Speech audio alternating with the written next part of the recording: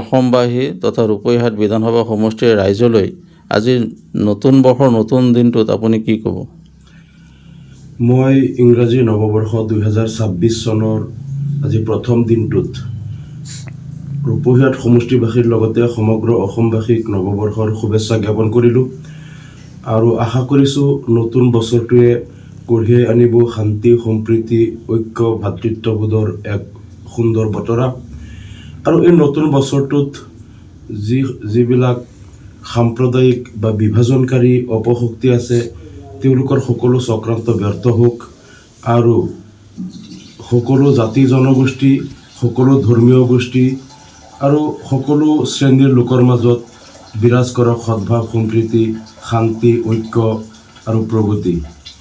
অসমবাসীৰ এক নতুন উন্নয়ন আৰু প্ৰগতিশীল শান্তিময় অসমৰ এক সোপান এই বছৰটোতে ৰচনা কৰক। আৰু আমি আশা কৰিছোঁ আমাৰ AIUDF দলৰ মাননীয় সভাপতি মৌলানা বদৰুদ্দিন আজমল চাহাবৰ সুস্থতা আৰু সুস্বাস্থ্য আৰু দীৰ্ঘায়ু আমি কামনা কৰিলোঁ। আৰু আমাৰ সমগ্ৰ অসমৰ সকলো শুভাকাংক্ষী আৰু গণতন্ত্ৰপ্ৰেমী ৰাইজৰ সকলোৰে যাতে মনৰ আশাবিলাক পূৰণ হয় আমি তাকে কামনা কৰিছোঁ। ধন্যবাদ। ঠিক আছে।